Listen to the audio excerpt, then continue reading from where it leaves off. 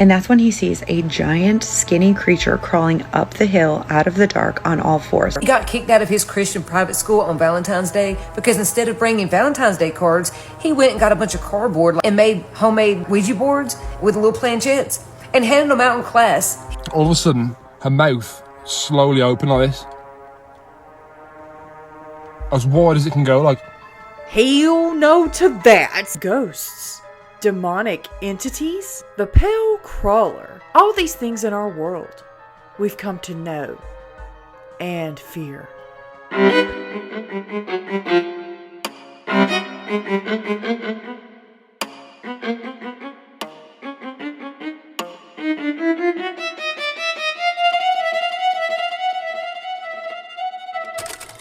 Hey everyone, welcome back to another creepy history. Today, we're going to be taking a look at 5 of the scariest stories found on TikTok.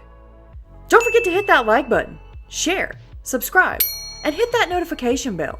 I do upload these videos very often. Now, without further ado, let's go ahead and take a walk into the forest. Hey guys, so I definitely got some creepy stories for you here on TikTok. And yes, I am wearing the same clothes as I did in yesterday's video. That's because I'm recording videos back to back in the same day, so I can get more content out for you guys. But anyway, this first one right here is by Ashley Inc. And this one is supposedly about a pale crawler.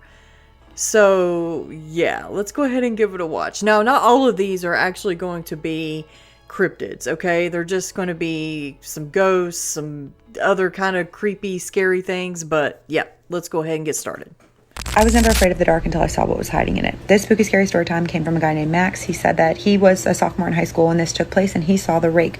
I had never heard of the rake. This is the first story I've ever gotten about it. I made the mistake of looking it up. Don't do that. I wish I hadn't. But he said it was 2008, 2009. He's a sophomore in high school. He's on the phone. It's like 10:30 at night with his best friend Kim at the time. His parents are inside asleep, so he walks down the driveway. He's talking to her on the phone in the dark. Walks out of the driveway down the road a little bit of ways. There's a single streetlight. Past the streetlight, there was a hill. At the bottom of the hill, it was dark because there were no other streetlights around. All of a sudden, he just gets this intense feeling of fear and dread. He said he felt all the hair on his body stand up. There was this intense chill from the bottom of his spine to the base of his neck. Instinctually, he looks to the right. He doesn't know why. He said it just felt like there was something coming from that direction. At the same time, all of nature goes dead silent. All the bullfrogs stopped, the crickets stopped, even the dogs in the distance stopped howling. His friend on the phone is still talking, but he can't pay attention to what she's saying because at the same time, he's trying to figure out what's going on. A pack of dogs comes running up the hill and passes him like they don't even see him. He just tells his friend, I have to get off the phone, because he knew for whatever reason he had to get back inside. He runs back to the house, goes in through the back door, and the back door actually faced the direction he came from. He gets inside, he slams the door behind him, and he's looking outside to see whatever it is he feels is coming. And that's when he sees a giant, skinny creature crawling up the hill out of the dark on all fours. He said it had no discernible features, like no nose, nothing like that,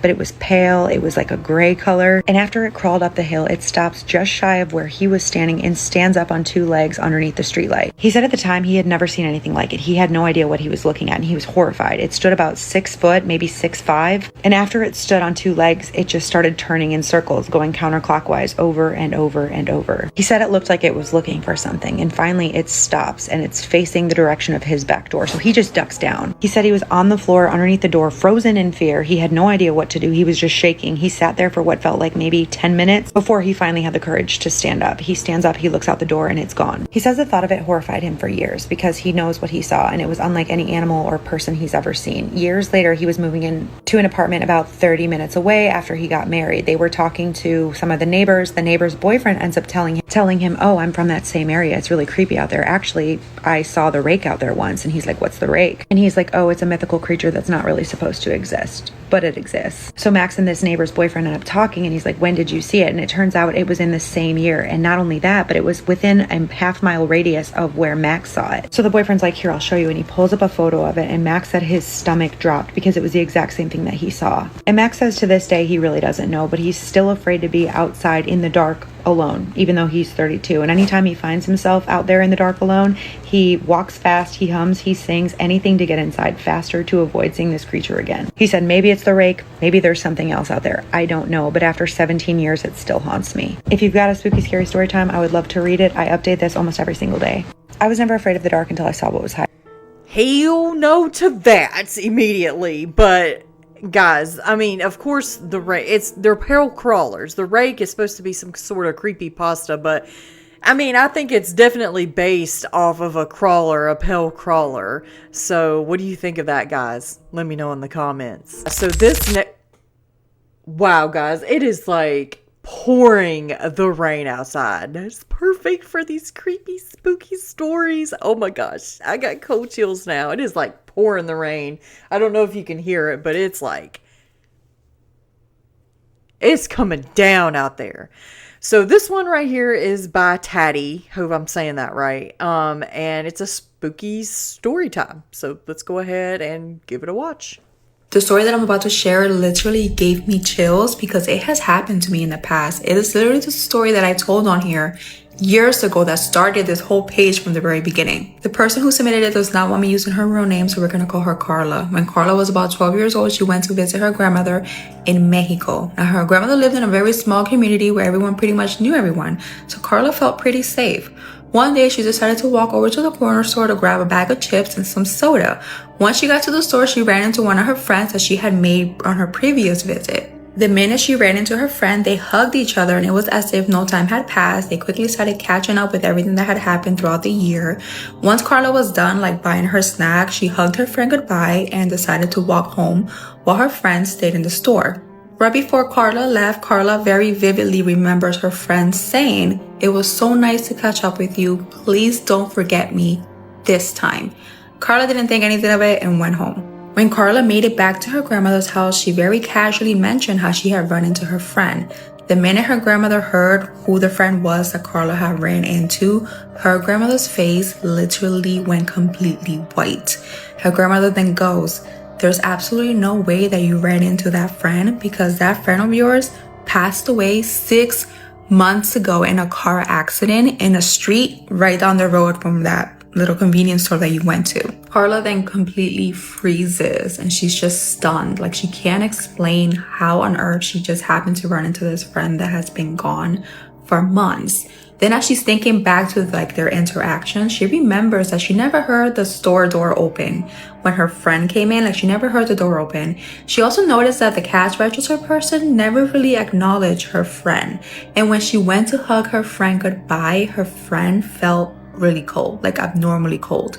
Carla has never shared the story with anyone because she feels that anyone who hears it may think that she is crazy. But one thing that Carla knows for sure or for certain is that what she hugged that day was not alive. The story that I'm about to share literally gave me chills. Y'all, that's crazy. Do you think Carla was hugging a ghost? That's insane. Y'all, I forgot to turn my candle on. Let's turn it on real quick. I went through my whole other video with my candle not on. Y'all, I hate when I do that, like when I forget to turn my candle on. But yeah, it's a good atmosphere. It's raining outside, it's super spooky, good for spooky, scary story time. Okay, guys, so this one right here is by Lily, 1985, and it's a scary babysitting story. So let's go ahead and give it a listen. The scariest things that happened while babysitting story time. Back in the early 2000s, I would babysit for this one family. They had 2 kids. The oldest child was like 10 or 11, and he was obsessed with magic. One time he walked up to me and he said, "Do you want to see a magic trick?" And I was like, "I guess." Damn. You know how those little flowers with spray? He sprayed this one, but when it came out, it smelled just like ammonia. Like the smell would take your breath away. This little fucker had put ammonia in that little fake flower. Like he was trying to blind somebody. He said, "Did you know people talk to plants? They like it." I said, "Yeah, I've heard a long time now. People talk to plants to help them grow." He said, "Yeah, I like talking to plants before I slit their limbs off and burn them in a fire." And when I pulled up one day, he was back there talking to the little ferns, cutting them and throwing them in the fire. He got kicked out of his Christian private school on Valentine's Day because instead of bringing Valentine's Day cards, he went and got a bunch of cardboard and made homemade Ouija boards with little planchettes. and handed them out in class. He had like 40 of them. And I don't know how he got them to school and how nobody didn't notice. It ain't funny, but when the teachers and the principals saw him with all those little homemade Ouija boards, they called his mom. And she had to come to school and pick up all them Ouija boards and take them back home. When I went to babysit their kids that weekend, there was like 50 cardboard Ouija boards sitting on the edge of the porch that they were still playing with. One day before he was going to go outside and play, his mama said, make sure you put on sunscreen because you know you'll burn. He turned around and said, good, maybe I'll fry like a piece of chicken and you all can eat me. Now this one day I almost whooped his ass, and his mama gave me full authority to do so, but I never did. He says, look, I'm gonna go get some cans and string, and I'm gonna make a telephone for me and my little brother to play with. So I'm like, okay, well that sounds like fun. So I go in the house and get drinks, and when I come back out, he's cut the can in half on his brother's side, and his brother keeps saying, I can't hear you. And this little boy says, hold it closer to your head, like he was trying to get him to, cut his skin. So I snatched the can and strings out of his hand, and he's like, give that back to me before I call upon the one. I'm like, I am the one, and I'm about to whoop ass. That was like the closest I came to actually whooping one of my client's children. Like before I would leave, he would say, I hope you make it home safe if the brakes don't go out on your car first. So before I left, I would always look under the hood or under the car to make sure there weren't no wires hanging out or anything, because you never know what this little was doing. One night when his mom was leaving, I thought he was going to walk up and say, bye, I love you, Mom. That's not what he said. When she started walking out the door, he said, if you get in a car wreck, make sure you say the fenders off the car so I can melt the metal down and make some emblems. And I'm like, the fuck? What? Even like the youngest child, he was like 5 or 6, and he would just walk up to you and say, want to catch some cats? And I'd be like, no, son, I don't want to catch cats, okay? It was like The Hills Have Eyes, Wrong Turn, and the Devil's Rejects got together and had a bunch of kids. But the scariest things that happened while babysitting story time. Yeah, those kids had to learn it from somewhere. If not their parents, then someone who they're always staying with or something like that. That would freak me out. Was that kid perhaps named Damien? Because he really does sound like a demonic antichrist-like figure. That is creepy, y'all. Alright guys, so this one right here is by Seven Souls Paranormal TV. It says, he walked into our bedroom, but he wasn't there. Oh, hell no. So I wanted to really quickly share a story with y'all that happened to me a couple of weeks ago, because I still cannot seem to wrap my mind around it. So I was at home. I was watching my grandson, which I do a couple of days a week. My husband was at work, and normally he calls me when he's on the way home, but this particular day I hadn't got a call from him. So I continue to clean, and I see out the corner of my eye in the window in the dining room, I see my husband backing his truck into the driveway, because he always backs his trailer in to the driveway when he gets home. And I clearly saw him backing the trailer in. I didn't think anything of it. I just continued to do what I was doing. At this point, I had worked my way into the living room, and a minute or two had passed, and the next thing I know, the door that's connected into our kitchen area from our garage, I see out the corner of my eye him walk into that door and go straight to our bedroom, because say this is the door to the garage. Our bedroom door is right here, so you would walk in and just immediately go straight across and you're at our bedroom. So again, I don't think anything about this. I thought, well, for a split second, I'm like, that's weird. He didn't say hey or anything like that to me. But again, I didn't think a whole lot of it, because I thought maybe he had to go to the bathroom or something and he was in a hurry. So a couple minutes passed, and again, I don't think a whole lot of it. That's not unusual. And at this point, maybe 10 minutes or more have passed, and I notice he still hasn't come out of the bedroom. So I start calling his name, and I'm going, Jeremy, and he's not answering me. And so I thought, well, maybe he just can't hear me. So I go and I open the door to the bedroom, and I peek my head in, and I didn't see him when I opened the door. So I thought, okay, he's in the bathroom. So again, I called him a couple times. I'm getting no response. And so I walk into the bedroom and look in the bathroom. He's not in there. So then I think he walked, because our in the bathroom in the master, there's a door that also leads outside. So I said, well, maybe he walked out back. So I noticed the door was still locked. So I said, that's weird. But I unlocked it, and I looked out the back door again. I called his name, still nothing. So I come back in, and I go to the front door, and I open the front door, and his truck's not there. And I'm like, Well, where did he go? He just was here. I saw him backing in. So I don't see his truck. I'm looking around outside. I'm at a loss at this moment. So I call him, and he answers, and I said, where did you go? He said, what are you talking about? I said, you just were here. Where did you go? You didn't say anything to me. He said, Bambi, what are you talking about? And I thought he was messing around with me. I said, Jeremy, stop. I said, where did you go? And he said, Bambi, I have not left work yet. I'm still working, and I could hear in the background, you know, all the construction and all going on. So I knew he was still at work. But then I explained to him what happened, and I just was at a loss for words. I said, that makes no sense. I said, I plain as day saw you come in the door out the corner of my eye when I was cleaning. And then I told him about seeing him backing in the driveway. He said, Bambi, I have not left a job site. So I still, like, I'm dumbfounded by this. So I wanted to share this story with y'all and see what y'all thought about it, and to see if any of y'all have ever experienced anything like that, because I never have experienced anything like that before. That is the most craziest thing that I have ever experienced like that, in that respect, to seeing somebody and then they weren't even there. I'm seeing something that wasn't even there. Like, how's that even possible? Like, I'm a paranormal investigator. You know, I've seen and experienced things, but I've never actually seen a human being and they just freaking disappear, you know. So, anyway, I wanted to share that real quick. I wanted to see what y'all thought about it and share if y'all have had any experiences like that before. Because, again, I'm dumbfounded by this, and it's just the most craziest thing ever that's happened to me. So, comment below.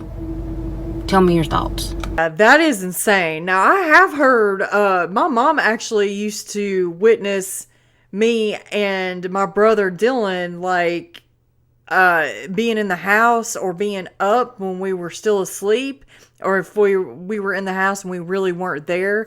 She said that before, like, I swear I heard y'all, and she said she seen Dylan walk past and come and lay down on the couch, and he never did that. I don't even think he was there, or he was still in his bed or something like that. Now, could these be like time slips or like mimics even? I don't know, guys. What do y'all think? Let me know in the comments below.